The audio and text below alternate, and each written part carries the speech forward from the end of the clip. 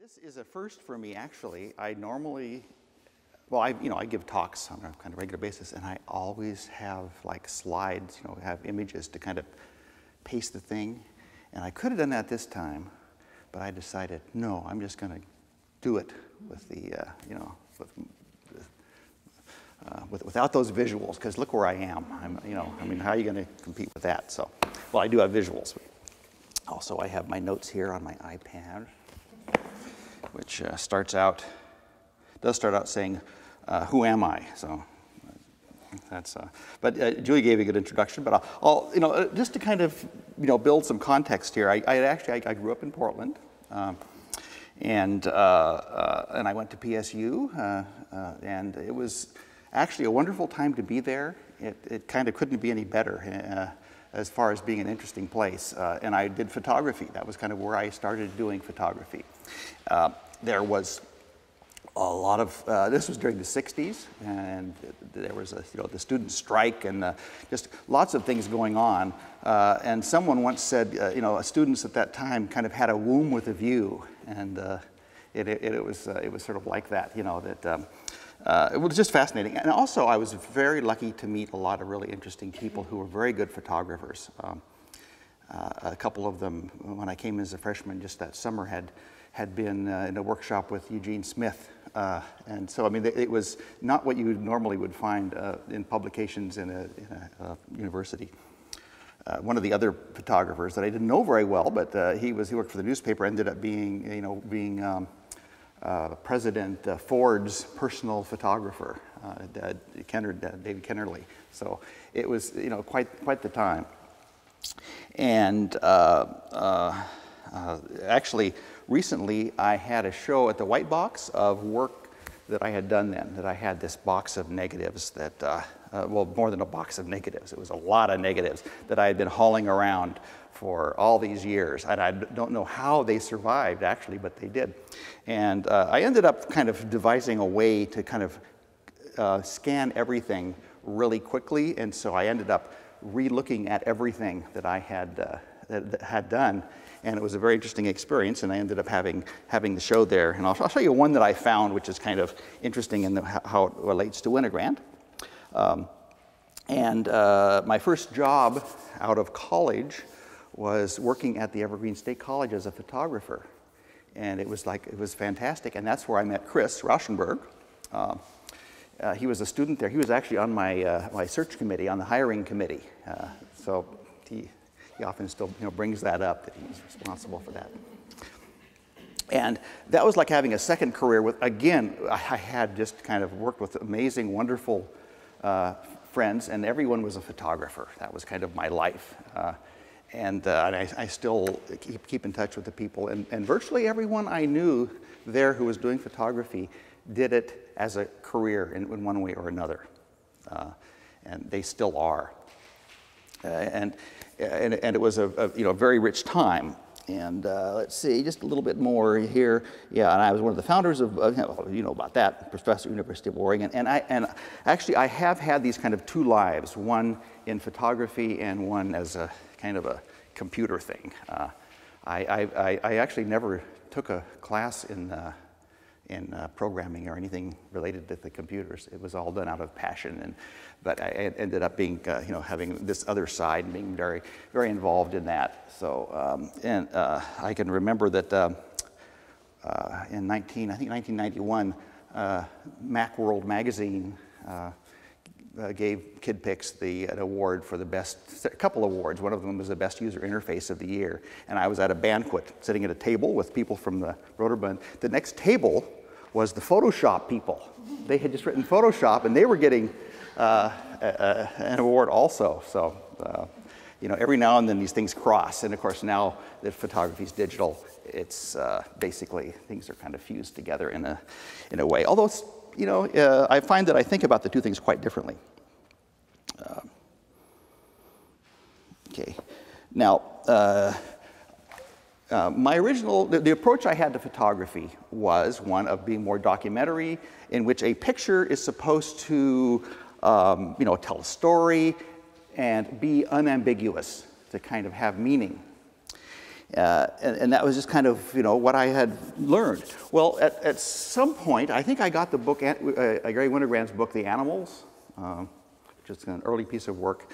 That was very interesting, and I got more interested in his work and other people working in New York. Was kind of focused in New York at the time. Lee Friedlander, people like that. Who actually he's from Washington, and in their case and in Winogrand's case, the photograph was really something quite different, and there's a lot of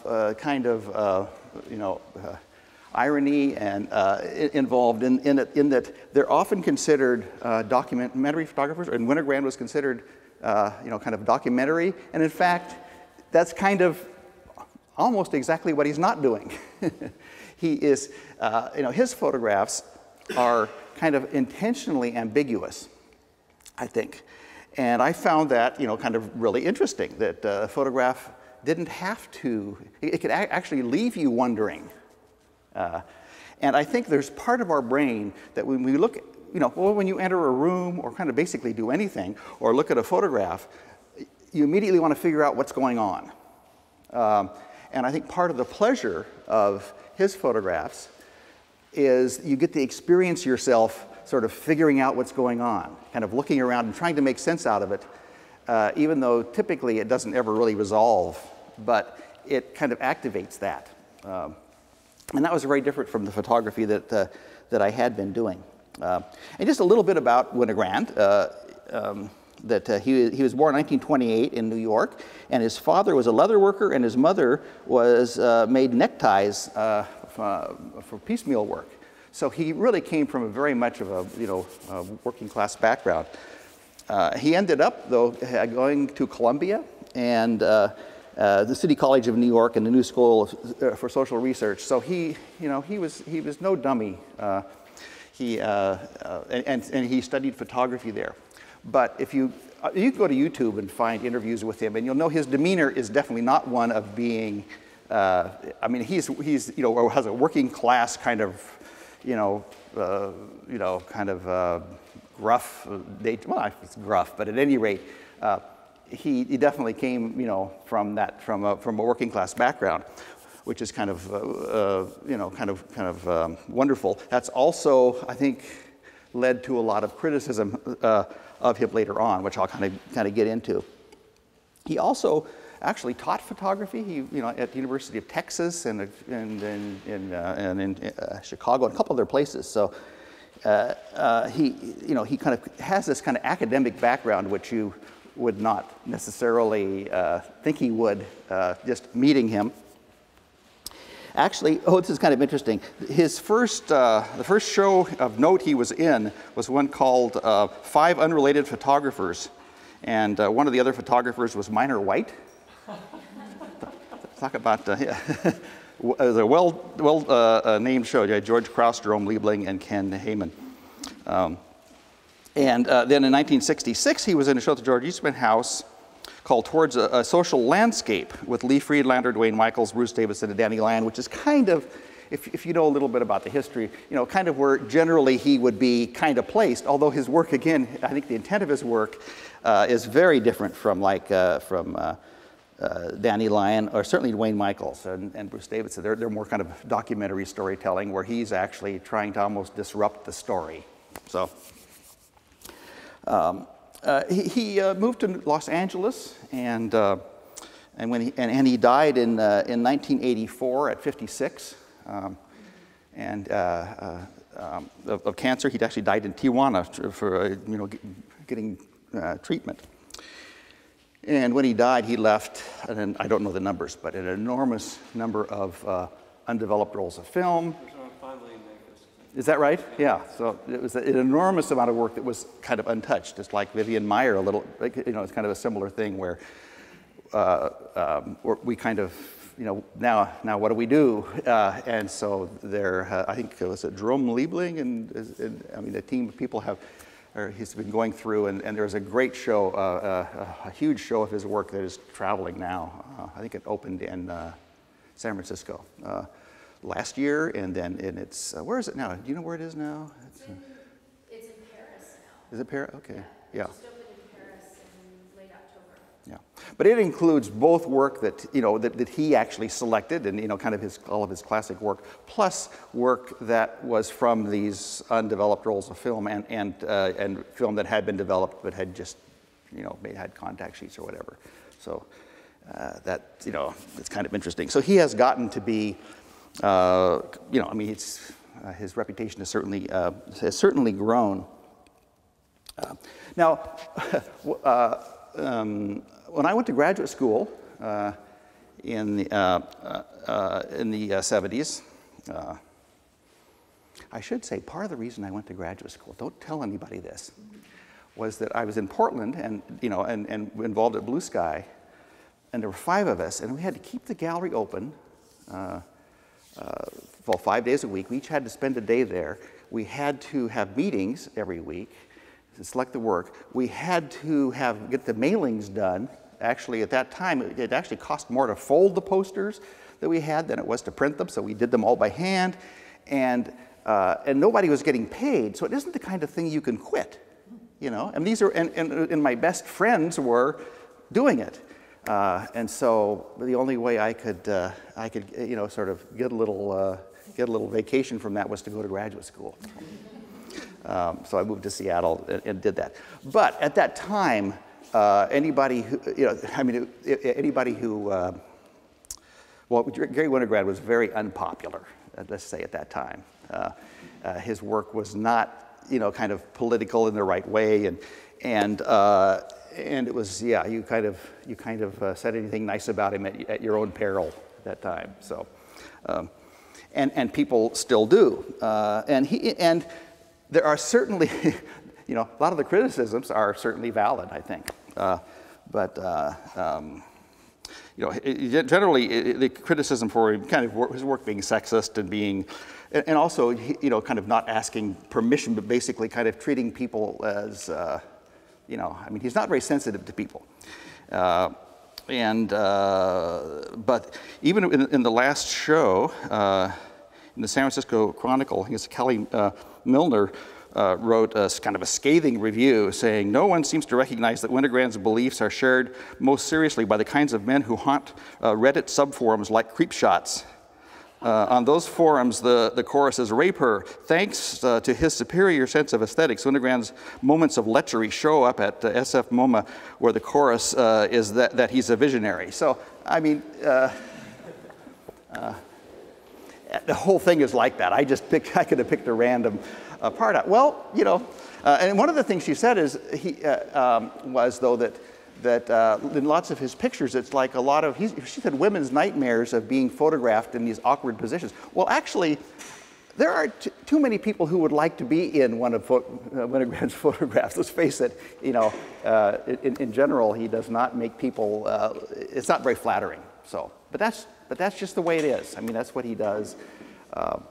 And he did do, one of his early books was called Women Are Beautiful, and actually, the photographs in it aren't very good. I think they're, although this one is in it, and it is, well, actually, I told Chris, I was talking to Chris last week, told him I was giving a talk in this picture, and he said, yeah, that's the only good picture in that book. But I think he had some trouble editing his work. He could get confused about it. Now, as John Zarkowski, the famous director of photography at the Museum of Modern Art for many years, was sort of his champion and did a lot of editing and on his work. As a matter of fact, see if I can find the quote here. He said,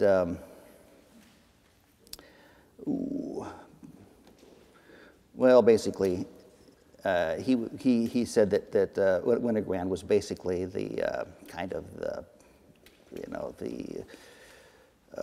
central. Yes, he was the central photographer of his generation. That's what he said. So, that's pretty high praise. And I think Garry Winogrand is still kind of associated with the Museum of Modern Art and their photography department and work that they did. So. Also in graduate school, you weren't supposed to say too much good about John Zarkowski either, by the way. So. Let's see. Okay, now, this picture. Now, I hope you've had a chance to look at it closely. And actually, one of the things that I find interesting about it is that it's very unlike his other work. Not that I don't like his other work, but it is unusual in that, for one thing, the woman appears to be enjoying, she's aware of the picture, she's participating in the experience of the photographs and appears to be enjoying it. That is not characteristic of most of his pictures. He's actually having some sort of a human interaction with someone on the street. But of course, you know, and the main thing which is just so delightful, and is obviously the reason why she's laughing and so happy, is that she knows that the shape of the ice cream cone repeats the shape of the guy's suit. And I would, if I were there, I would laugh too, because that's funny.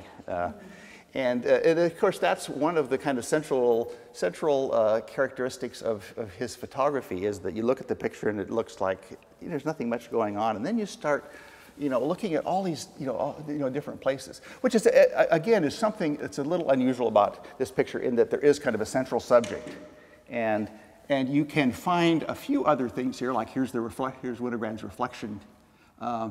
But it isn't kind of loaded with lots of little things. For instance, this photograph, you know, basically someone could kind of crop a lot of individual photographs. And then there's this woman over here. And so many of his pictures have these, whoops, I touched the glass in the museum.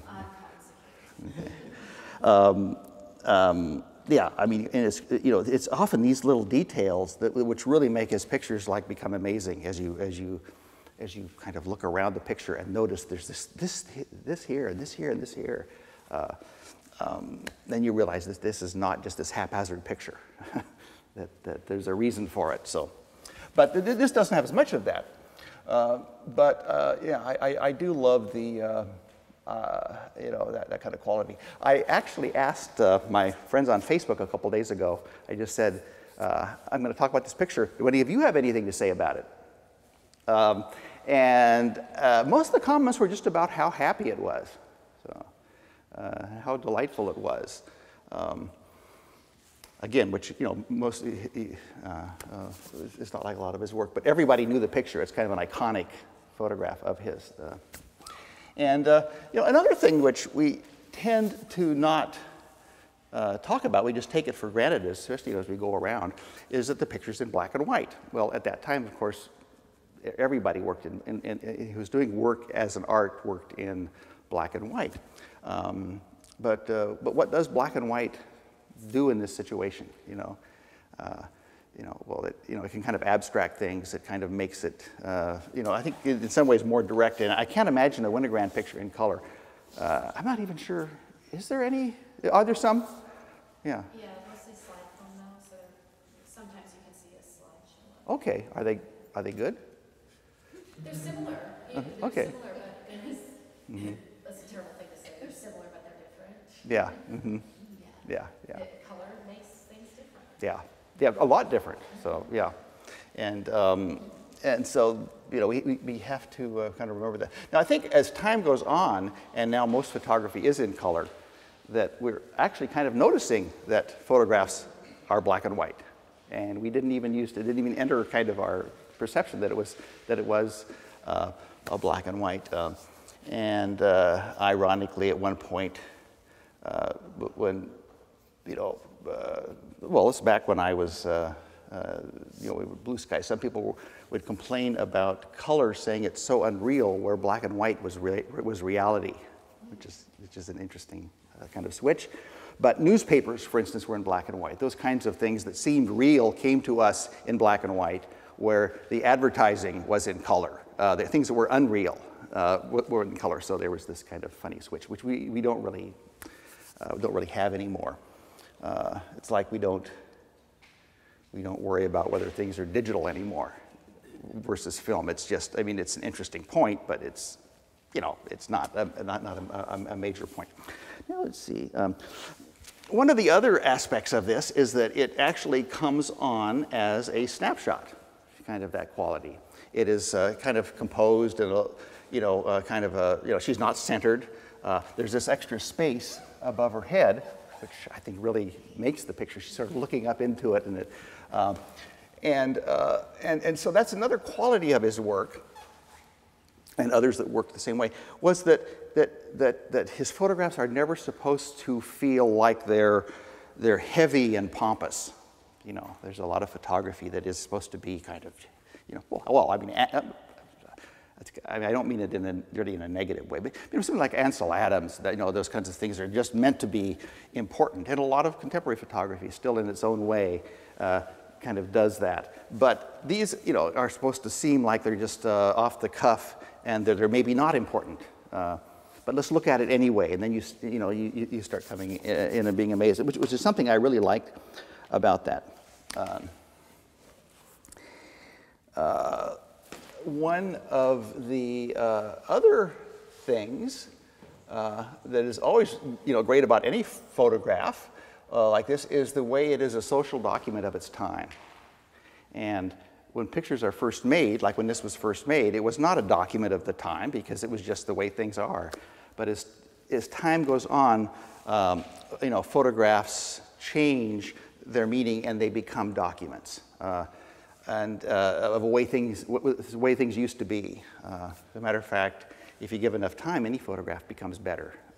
You know, let's face it. If you look at any photograph from 1839, you know, and you see a little rock on the street, it's just amazing that rock was on the street in 1839.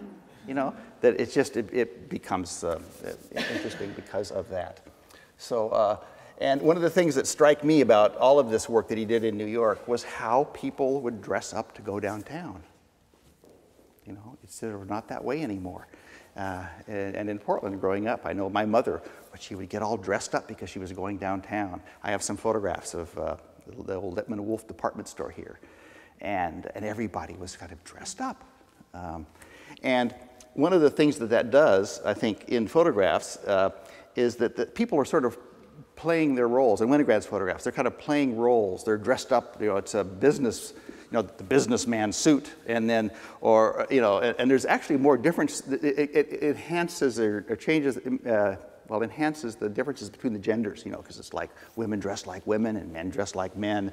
That's the way it was, apparently. I mean, that's what it looks like in his photographs. That's all I know about that time in New York.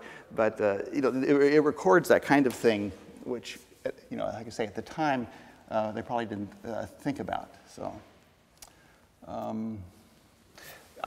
this is really interesting too. This little area over here that includes a little of the rest of the world. It's sort of like this is the, you know, where, you know, this interaction between Winogrand and the woman are kind of going on, but there's all this going on totally oblivious to it. And I think, you know, you might wonder how much of it he intends. I think at one time he did say that he knows where everything is in the frame when he takes the picture. You know, if you see him, and again on YouTube, there are videos of him out photographing in the street. You know, he's often not even looking through the viewfinder, or, you know. Plus, he uses a Leica, and a Leica, it's a great camera, but it does not show you exactly what you're going to get. You know, there's a certain amount of punting to the edge of the frame, and so, but he says that he knew where absolutely everything was, and he takes lots and lots of pictures.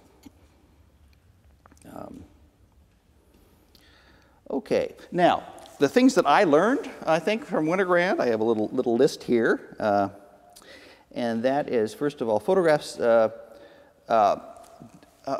is a difference between the kind of reality when you're out taking the pictures, and he says this in one of the videos, that when he's out photographing, he's actually there at the moment with life, and he is not actually thinking a lot about, you know, too much about the final picture. He's just experiencing it. He's taking pictures. He's there. And the photograph is like a separate thing from reality. He kind of makes a big deal about that. As a matter of fact, he was one of the early people who kind of talked a lot about the photograph lying and you know, not being a truth-telling thing. And I thought that was very interesting, though, the way he, you know, saw that experience of making the photograph being different. And he apparently loved taking photographs more than he loved dealing with them later. That's why we get all those rolls of film. Most photographers will go right home and immediately process their film, see what they got. But for him, he just loved being out there in the street. And so, yeah, that seeing those things as two separate things. And that a photograph could also play with kind of different, what it means to be a photograph. I mean, he famously once said something to the effect that he photographs so he can see what things look like when they're photographed. So, there's that transition. And so there's a lot of just photography, things like, being black and white, but also just sort of being kind of flattened out. And photographs can be wonderful if things are done wrong, certainly. Like if the horizon is tilted, that's not something you're supposed to do. Often in his photographs, you get these amazing things happening because things are tilted and not shot straight on. And in this picture too, it's sort of composed wrong. In a lot of his pictures you look at, in this picture too, so most of this picture is the back of someone, and it's out of focus. I mean, you can kind of go on and do all this kind of criticism, kind of whatever. I shouldn't say camera club criticism, but just because this kind of right and wrong kind of photo things. And if any of his pictures were like that, they wouldn't be one of his pictures. They're always wrong. And that's what makes them delightful. So, let's see. Oh, I already said the thing about triggers the part of the brain that, and something else that I think we have forgotten about because we're so used to photographs is that, and it's especially in his pictures where there's like a lot going on in different places, that we are not physically capable of sort of seeing everything that's going on in a busy situation at once, but in an instant. But in a photograph, we can kind of grab it and then analyze it later. And that's kind of a big deal. And that's where, say, film is different than still photography. I wouldn't know what his, he didn't do any filmmaking, did he? I would think that would be kind of just, because it's all about this instant that is captured that we can now analyze and pin down kind of like a specimen. And before photography, and especially before photography that was relatively, had materials that were light sensitive and could have short exposures, no one had ever seen things like that before. And now we just take it for granted that you can see that. I mean, I could stand here with a wide angle lens, take a picture of everyone. I can't see everyone, but I could take a picture, and then I could look around and see, oh, that person's sleeping, and that person's. And that is so important and kind of real satisfying.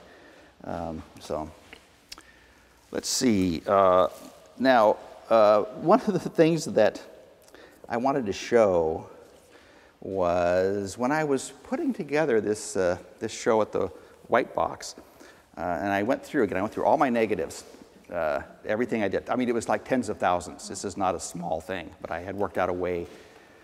Actually, I didn't use a scanner. I actually used a digital camera and took a picture of each negative and then inverted it in Photoshop and did some things. So I could actually, it was like 100 times faster than a scanner. And so I did. I was able to look at everything I did, tens of thousands of pictures, big on the screen, and pick ones. And so this was one that I did not pick at the time, but I think it was an oddly kind of Winograndish picture.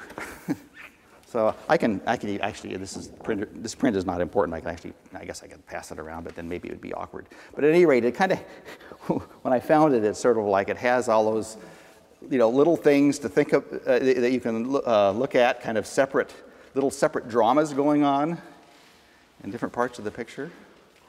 So, would it work to pass it at least in the back? Okay, yeah, I'm not, here, you'll start in the back row this time, then you can. But that was kind of fun. And it was also interesting that I did not pick it back then. You know, it probably just looked like it. Well, for one thing, the photographers I worked with, there was a certain kind of, you know, just to be a real photographer, you didn't need contact sheets. A real photographer can just look at the negative and tell. Consequently, I spent, you know, 4 years not looking at anything in positive unless I printed it. And then in this thing I'm doing now, everything's inverted. And that led to picking a lot of pictures that had large, bold shapes and kind of things that would, you know, this would have been lost in that. So, now, I was thinking about if there's any connection between, you know, Winogrand's work and what I have done recently, which at least on the surface seems very, very different. I'm actually using Photoshop to composite things, and I did this work that, and I made a book, and I got lots of these.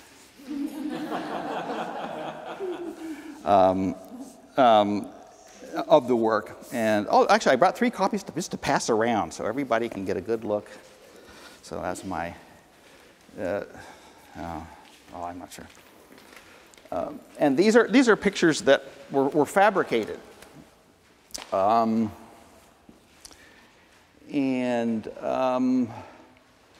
they're not. They're kind of meant to be a set for a location, maybe a location for a story without the story. And so you can kind of project yourself into it. And then I realized that there is some similarity, actually, that sense of trying to figure things out, looking at the picture, you know, like any of Winogrand's, where you look at the picture and your brain is immediately activated. It's like, what's going on here? You know, and then you find things. And that's kind of what I was trying to do here. I'm not trying to say what this place is. You're just there. You're just walking down the street, and you're finding these things.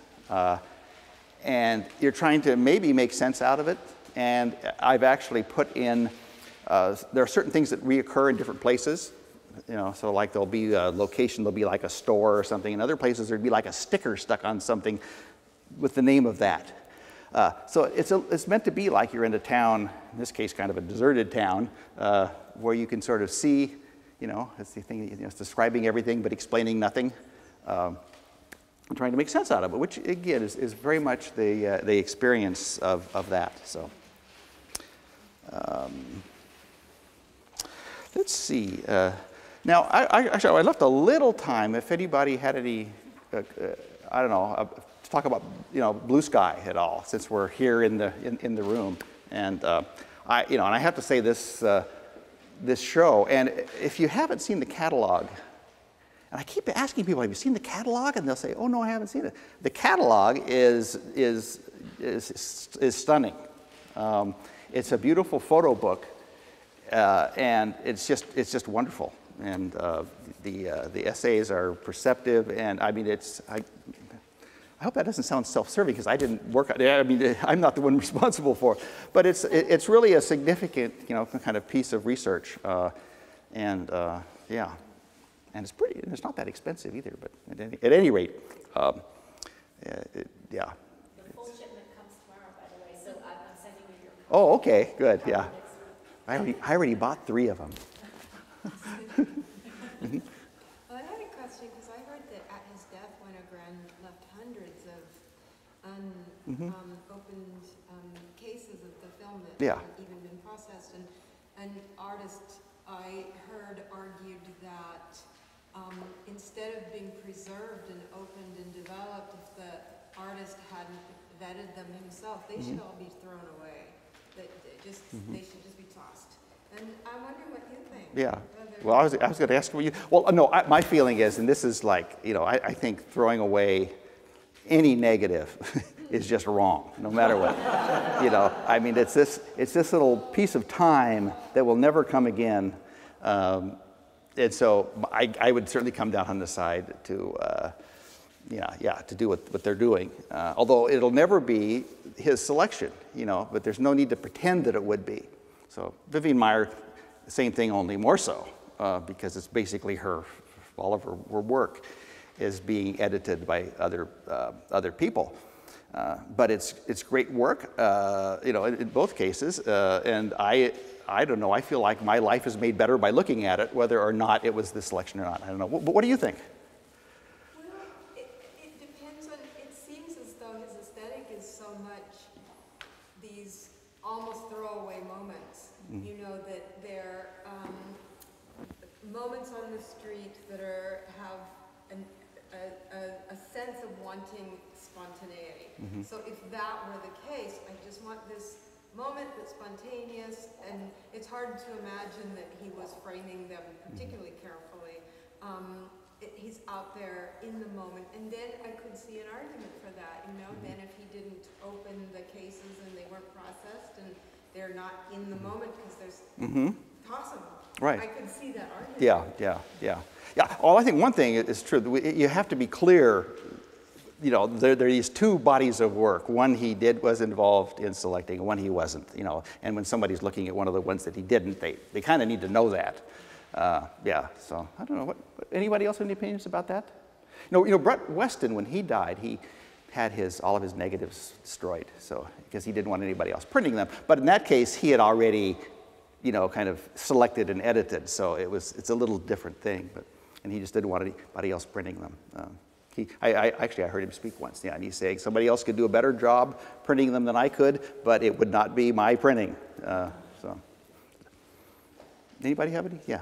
What about digital photos? How do you feel about throwing those away? Don't do it. Seriously? There's so many of them. Well, you know, I have to say that, after working with film for many years, when I worked digitally, I just sort of saved everything. And I have to say, in the last, maybe just few months, I have started going through my camera and deleting pictures that are bad. You know, just because of the volume, dealing with that volume of stuff. But I don't know. I think I would rather have it and then figure out some way of dealing with the you know, finding things than to get rid of it, because you say that time will never come again. So I have a second question. You started talking about your computer work versus your photography, and I think you said you think about them very differently. yeah. Could you talk about that? Yeah, well, the computer stuff is basically kind of thinking about stuff a lot. You know, coming up with an idea, and then when you program something, it's a lot of thinking. That's what kind of makes it work. Where when you're out photographing, you sort of, at least the kind of work that that I do, and you know, there is kind of a lot of kind of thinking photography too, but it involves just trying to kind of see what's opening your eyes up, experiencing the moment, finding things. Because I find that if I don't have a camera, I just walk down the street and I'm thinking about something else and I don't see anything. And that when I have a camera and when I'm out taking pictures, all of a sudden, you know, the world lights up. I'm looking at things, noticing, and it's very different. So that's how those things are very different for me. And yeah, it's hard to go from one to the other actually kind of immediately for me. Yeah, that was the student strike. That was when the students were in the park blocks with tents, and the police came in, and they're actually watching the police come in and tear the thing down. Yeah. I was there. Were you there? Oh, yeah. So I probably have you in some pictures. Maybe. I had hair then. But yeah, that's where that was. I'm curious. I can't look at Winogrand's work without comparing it to, I look at Elliot Irwin, who had a similar philosophy as far as taking pictures, but treated the final product entirely differently. I mean, he really was into editing and being very careful and deliberate about which images he selected. Where what I found interesting in the last talk that I heard about Garry's work was that he was so anti-editing. He didn't want to edit anything. It's like just whatever it was, that was it. And it's so radically different philosophies, but it's and the difference I see with Irwin's work, you can almost see where he was very deliberate about getting a specific almost visual pun. Or, Yeah, there's a story. Each picture is meant to tell it, yeah. With Winogrand, that it's like all pretense is stripped, and it's devoid of anything but what is simply there. Yeah, that's true. And he actually talks about that. I mean, in one of the interviews I saw, he was just saying, basically, we are what's on our surface. Yeah. There is nothing more than that, which was interesting. Yeah, not the deeper thing. Also, Elliot Erwood's pictures tended to be little puns, but then I think of that picture, it's a famous one of his where there's the little tiny dog next to it, and it's like, that's funny, but why is it funny? It's kind of nice in that way. It's not clear as to why that works so well, and I couldn't tell you why, but it does. Yeah. I have a question about these sort of capture the moment photographs. So if you are jurying a show or curating a collection, what sort of criteria does one employ to say this photograph, this spontaneous moment and how it was captured has merit versus these others? Why would I include this when in a show or in a collection rather than some others that may be sort of equally delightful? But so what gives it higher value that you would put it on the wall here today for us to see? Yeah, well, actually, I mean, that's a great question. That's something that people debate about. I'm on the Blue Sky exhibition committee now, so we do this not every week, but almost every week. Look at work that comes in and have this discussion. And part of it is that usually you want to see more than one piece. You want to see several pieces that kind of reinforce an idea. And they can't be redundant. They can't all be doing the same thing. They all need to kind of lead to some point. So that makes a difference when you've got a body of work that is kind of leading somewhere. That would be a positive. Yeah. And of course, the things that you kind of tend to not look very long at are kind of ideas that have been well worn, well worked. That and photography is full of them, and actually if you kind of look on Flickr or something like that, I mean, most photographs fall into that category, where they might be great photographs, but boy, they're not going to surprise you at all or kind of do anything. So, here, Nathan's on the exhibition committee also. But to me, does the photograph actually kind of have a point? Or if it doesn't have a point, does it not have a point in an interesting way? I mean, maybe you have here. But that's a good question. What makes one better than another? It's because they seem to. It's just pointing, out at the world somewhere. Subjective judgment. Yeah, but one of the things that's very interesting is that being on the exhibition committee, and there are like a bunch of people on it, and the way it's done is the Blue Sky looks at everything, which is unusual. Most galleries a lot of them don't look at anything. They just go to maybe a portfolio review or something. But Blue Sky looks at everything that's sent in, no matter what. And there's no pre-screening, and it has to be viewed twice. And the first time it is shown, and these things are looked at carefully. I mean, it's like you can't believe how things can go, how long we can spend talking about something that we've already spent a lot of time talking about. But it's fascinating. But the first time it's looked at, it's voted on, and it's either kept for, we say held, to be looked at again, or it's not held. But the first time it's looked at, it's never given a show. And then at some point, the next week or the next month, I'm not even quite sure how it ends up, getting shown again. And then after that, it can either be held or it can be shown. So, but it often, it requires looking at a lot of times. It isn't just sort of one viewing, which is always a problem with kind of jurying a lot of work, is that if you're just kind of, looking at something flashing by on a screen, you kind of really haven't seen it. So I don't think that answered the question, but it's a mystery. Any other? Yeah. Just ask one more.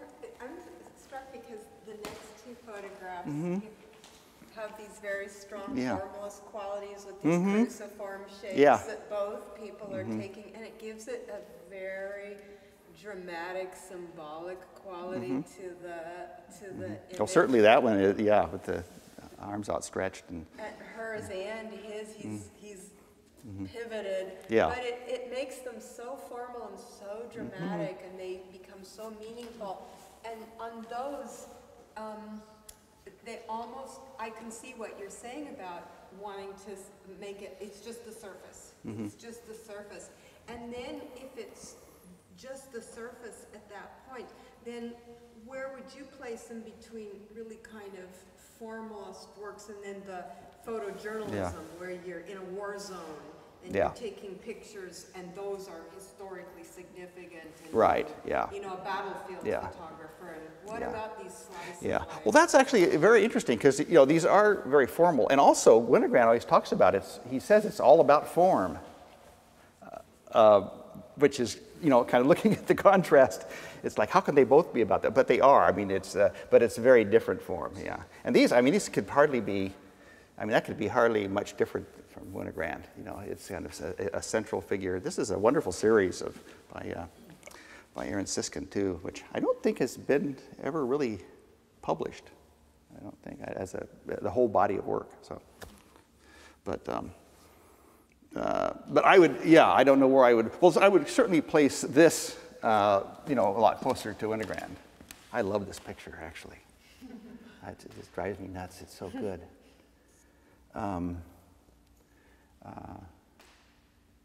This could actually be a little. It's a little Winograndish. So I don't know. When you were sequencing, what were you thinking? When this. Well, when you deal, and I don't want to take away time from you, but since you've asked, when you deal with a situation like this where you're dealing with 130 photographs by 100 different artists, you have certain parameters that come up, and because I decided to place things by decade, I needed to keep everything that was from 1985 to 1994, 94, within a certain space, within brackets, if you will. And then from there, what were the photographs that were available to me to use? So this was one of the pleasures and terrors images that was available to me through a dealer, whereas we own the Garry Winogrand photographs because we have the full Women Are Beautiful portfolio. And then I was able to borrow the other images around them, and so, and then one we own. Yeah. So what happens is my parameters become very, very different when I'm working within a space on a single idea. Rather than being a photographer like Winogrand, where the world is my oyster and I can take every photograph I want on a 35mm roll of film, I am at the mercy of our collection, of my space, and of the collectors around me who can lend certain works.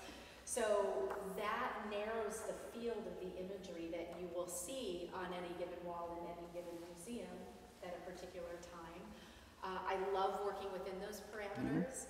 And then in order to do this, I have what I call the dollhouse, which is a to-scale model of this space, and I cut out little photographs of this size and I place them in the dollhouse, and then I get them in the space, and sometimes they talk to each other in a different way, and the relationship feels different. And I can't remember, it's been a couple months now. I know that I always wanted these generally together, but I may have flipped a few here and there. But I like to let them talk to each other physically in person once they're in the space. And so if you think about the Winogrands, they are formally quite different from the Siskin, because the Siskin is so graphic, and there's no, it's this individual in the air. These are divers. It's called from the series is called The Pleasures and Terrors of Levitation, and they're divers. So they're in the air and they're, kind of free falling, and they're absolutely stunning and amazing, but they are different from these individuals who are on the ground, and there's a background, and there are things going on in the foreground, no ground in the background. And they talk in a different way to the images that you see on the left that are more street photography related or more everyday imagery related. But I like the play also of this more spontaneous work to the very structured spontaneity of something like the Aaron Siskin or this wonderful image from Chicago. Yeah. And yeah, definitely the Siskin and this image, clearly I was playing off of the forms, putting them together. Yeah. So again, it's for me, it's a different function than a photographer. But Yeah. boy, is it fun. Yeah. It's scary. It's very scary when they're all on the floor. And you think, I don't know if this is going to work. Yeah. But it's a real joy when they finally come up on the wall and start to talk to each other Yeah. in a different way. Yeah, yeah, good. You know, when you go to a show like this, you know, you walk in and everything is kind of neat and it's on the wall. And what's so hard about putting a picture on a wall? The amount of work that goes into it, putting together something like this, is just astounding. I mean, there is so much. You know, there's there's getting permissions, there's editing, there's decisions, I mean, it's just, it goes on and on and on. Yeah, because you had to call a lot of people that were. I mean, it isn't like you can just always put a picture like in the catalog. It's. No, I had to give over 100 permissions. Yeah. Yeah. Yeah. From 100 different sources. Yeah. Copyright, everybody. Watch your copyright. Yeah. Well, I can remember that before we did Blue Sky too, just as far as galleries go, that I had heard that, well, galleries take 50% of the price of a picture. I thought, gee whiz, how they didn't earn that? That's not... Well, once, we had Blue Sky open about 2 weeks. It's, man, they earn every penny of that. You know, that is hard, thankless work often. So, any? Just curious, do you have? Obviously, these are some of your favorites. Do you have any other favorites in the show that stand out? Well, you know, actually, ones that I would want to talk about, and I wasn't able to because the criteria was that the picture had to be on the wall of the museum and had to be from the collection, the museum's collection. But the O. Winston Link picture would be, I thought would be interesting to talk about because, he comes from this different world. He was not from the fine art world. But obviously there's this passion, and they're kind of amazing pictures. But he's using these kind of commercial techniques of, flash and, but making these just really exciting images. And then you could kind of jump off that and talk about other kinds of things that have been done, like evidence, that book Evidence, and things that were kind of similar where these photographs were made for a kind of more practical purpose. And then there was the Disfarmer picture, which actually the museum has a Disfarmer picture. It was listed on the website. Yeah, check it. That could be. Yeah. But this one was lent, so because that's another thing I thought would be interesting. Michael Disfarmer, who was this photographer from Heber Springs, Arkansas, who was just this guy. You see a picture of him. I mean, he was just this kind of old guy, and he took these amazing pictures. And this was another one of these examples where it's like, and this is my speculation. I have not heard anything about it. But, I mean, they thought he was a kind of a weird old guy in the town, But they would go in on Saturdays and have their picture taken. And the people are just often looking these weird looks. And I think, you always are supposed to make your subject feel comfortable. I think he made his subjects feel uncomfortable. And that's one of the things that made the pictures interesting. They're just sort of, standing there. I don't know. If you ever saw the movie 1 Hour Photo with Robin Williams, there's one part where the guy who repairs the machine comes in and says, yeah, I was just out at Heber Springs fixing the machines there. Well, Heber Springs, it was Arkansas. It was a little inside joke about Disfarmer's pictures. But in his own time, he was totally unknown. So those were two other things that I thought about talking about. Although obviously, I love lots of the pictures. So it's a little eerie coming in that first room from in the first years because I know all those pictures like really, really well, and it's just like all these friends all together in one place, and some of them I haven't actually looked at for a long time. Okay. Yes. Okay. Well, thank you. Yeah. Gee, right on time here.